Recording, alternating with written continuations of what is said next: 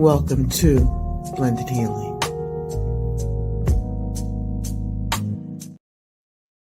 I know y'all are sick of me. I know, because I'm sitting here making you think about things, right? Making you think about or just asking yourselves internal questions. Here's a question for you. And you see this so often across these different streets and in different houses in this app, or even outside in public. But since we here, and since our job is to get our message out, that's what our job is, right? We create content to assist, provocative, informative, transformative, reaction to the events that are going on. But my question is this: are you a part of the get along game, or are you about being by yourself? Because chances are you might end up being by yourself. So here's the thing. I know I don't want to. And I'm hoping that many of you don't want to be in any place or space where you are accepted but not tolerated,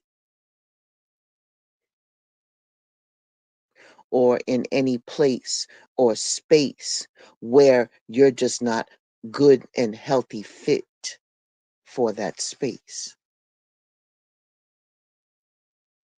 It's very important for myself to not want to die to try to fit in to something that is unhealthy or any unhealthy space. And be honest, no one really wants to be the odd person out, but different relationships carry different expectations, different spaces and energies. And when there is love, a true love, and a need for you to integrate yourself into a space, adjustments are made. This can be healthy when the adjustment causes positive growth and a better understanding of yourself. But let's keep it a buck. That positive adjustment does not always happen. And that can leave you in a situation like you got tight ass shoes on. It's uncomfortable, it hurts, and it can cause damage. In our life changes, we tend to want to be accepted, whether it's somebody new that done slid up into the neighborhood, in your own marriage and community groups, this app, the different spaces on this app, even in church. We seek and need outside affirmation that we're in the right place, in the right space, in the right time. The thing is that sometimes those affirmations don't come, and there's nowhere for you to go but to where you are right now. In that space, it's easy to feel that you must compromise your authenticity of who you are, and to begin to contort yourself. I said it, contort yourself to fit into uncomfortable spaces. And if you stay in any position too long, You might be able to fool yourself into feeling accepted. You just might feel your relationships are making a positive turn, right? And that things are getting better. And that can lead you to believe that the sacrifice that you just made, though it's not being true to yourself, was worth the discomfort of being away from yourself. And as long as you think you are a part, you're loved, you're respected, accepted, you can stay in the illusion of that reality. Uh-oh. Life just showed up and sent a curveball to you. I was about to curse. I had to like readjust that real quick. It sent a curveball and it ended up smashing all of those illusions at the wrong time and in the worst possible way. It ended up bringing you face to face with exactly what you did not want to happen. And the pain of that box that you put yourself in becomes excruciating. You have a simple choice to make, baby. Kill the box or die inside of it. And if you have been uncomfortable for a while, there are so many authentic things about yourself that you question and that you condemned in so many different spaces and places that you've been, that you are in. And you just knew that's where you were supposed to be. You just knew that that lesser version of yourself would be your best version. Come on, son. And as time goes by and you really did believe that you were making progress in every space that you've been in. And if you're quite honest with yourself, you probably was warned about this path that was going to lead to some type of disaster because the people who told you been down that path before. And as long as you felt that you were growing in love, and when it went all to the side, when it went sideways,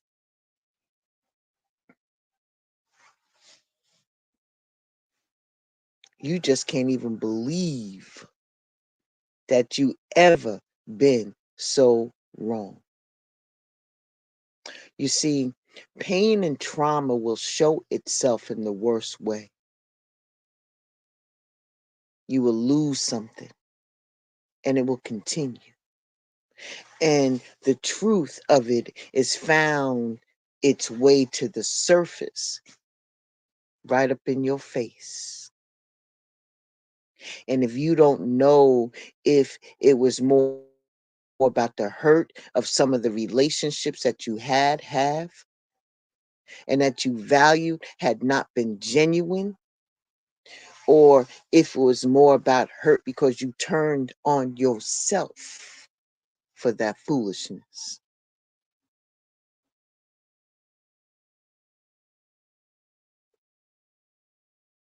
I believe that the latter wounded you more. And getting in an uncomfortable space is painful, but getting out is no doubt painful. It will force you to reclaim the truth. And you will get a reckoning with why you choose to be anything less than yourself and why you decided to allow other people to judge you and the nature of your authenticity without even your authority.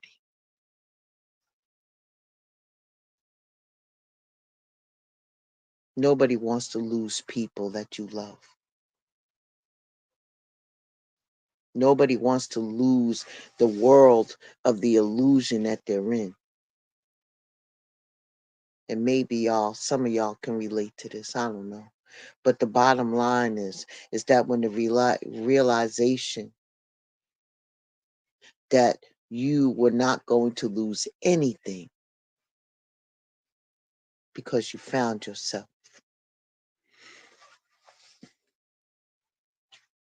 We all deserve to stand in the truth of who we are and to be loved and be respected for that person. And just like the most tight ass shoes that you have that can damage your feet and hinder your mobility, playing it small in life can damage your spirit and hinder everything else. I don't know about you, but I'm dead to wanting to fit in. And I offer a suggestion that you do the same thing. But be advised, it doesn't fix the situation and the differences will still exist. You're just moving more authentically. So you can take care of yourself and allow that to take care of itself. Because at the end of the day, what ends up happening is the hypocrisy. There are so many character flaws that can be so damaging, and that requires a lot of work. You have some flaws that are subconscious, and committing them, you don't even have an idea about the offense until it's brought to your attention. It happens to all of us at some point of our life. It's a part of the growth and the living. Are you a part of the get along gang, or are you ready to be alone?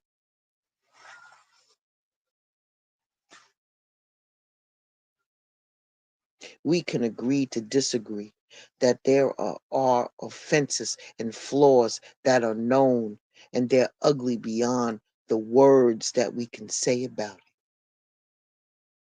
And when one takes account of themselves, one must be honest about what can work and live through. What can you work and live through? And if you get completely honest with yourself, can you deal with that hypocrisy? That old corrosive disease that eats away at the foundation of any relationship. It is the gateway to the soul. Deep lies, deception, and manipulation. It is the judgment in the most damaging form and thought to be easily seen. And it's hardly called out in a matter of befitting the evil that it intends. You see, when a person is a hypocrite, they gossip, they judge, they speak against you, they shun you, they bully you, and they degrade others for the very same thing that they not only have done, but for the deeds that they're currently committing right now. They will condemn you while making all the manner of excuses for somebody else that they deem to be of higher value or esteem. There's no trust put into a hypocrite. You may not be the receiver of all of the hypocrisy that's coming your way at this moment, but you definitely have had your day. And every time there's a new scandal, some new shit that pops up on the board that throws y'all into a tailspin, the hypocrisy that is always present gets in the center stage for it to spew the venom into the universe. There's going to be a lot of different ways that you can look at that on any given Sunday, any given situation. Sometimes you may agree, but sometimes you may not.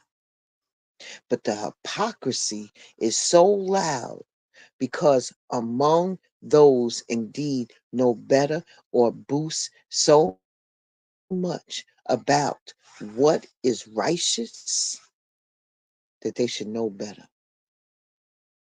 It's so easy to drag another person for their faults. Where's the grace, the mercy, the empathy, the compassion, and the understanding and the accountability that you demand for yourself? That's where the problem is.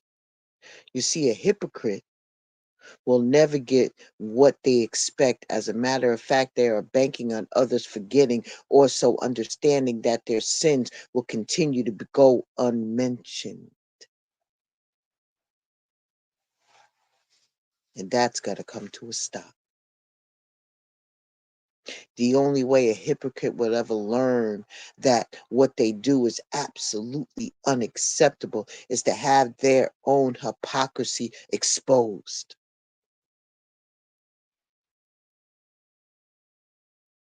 That's cruel. And it doesn't even happen. If you have struggled, if you have struggled, who are you to talk down at somebody else in the exact same place that you are? That's disgusting. And there are so many people running around here that have anger issues. They have fought their people, they have fought their wives and husbands, their children, their other loved ones, and some even fought in public.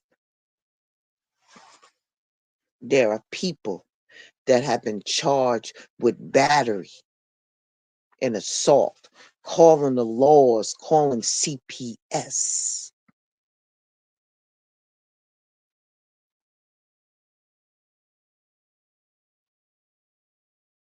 They're working on anger management, right?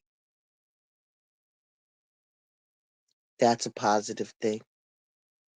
They're striving to become more emotionally balanced, right? That's a good thing. That's positive. They are,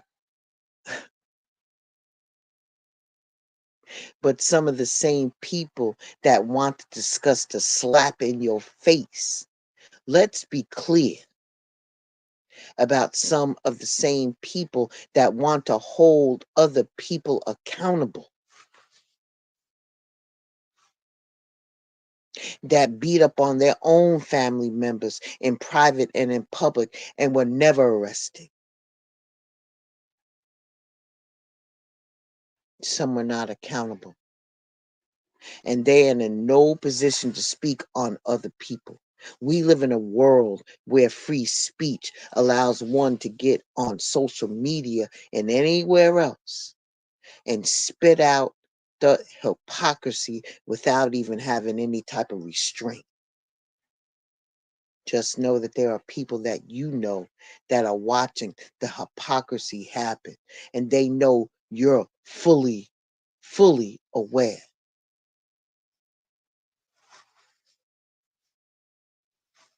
They know that you're full of it. They know that you're full of it. And that same hypocrisy nonsense gets louder and louder and louder anytime there's a public scandal. Do you feel what I'm saying? You feel me? We have become so experienced in the draining, toxic bullshit that clutches us within our own community that we walk up and down on a daily basis. It lives in the family.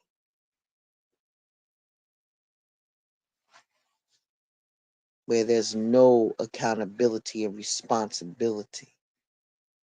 Instead, there's a need for control.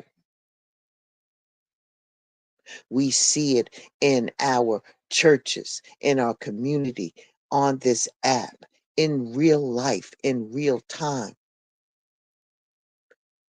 Everybody wants to talk about being righteous while they walk in hypocrisy. And if the divine delivered you from whatever vices gripped you, why would you talk down on other people going through the same thing? If your own people had questionable characters, yet you feel it's appropriate to put them on a pedestal, I,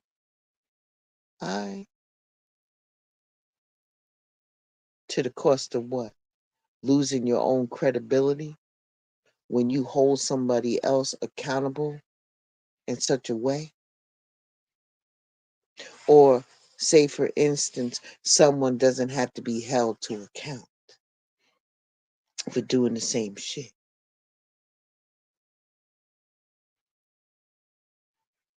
If you know that these people have questionable characters, why would you demonize somebody else for doing the same shit?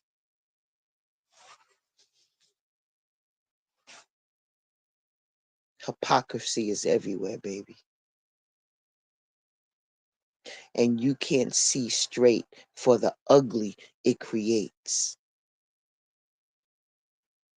It's time to address the ugly and hold it as accountable as we hold everybody else accountable. You feel me?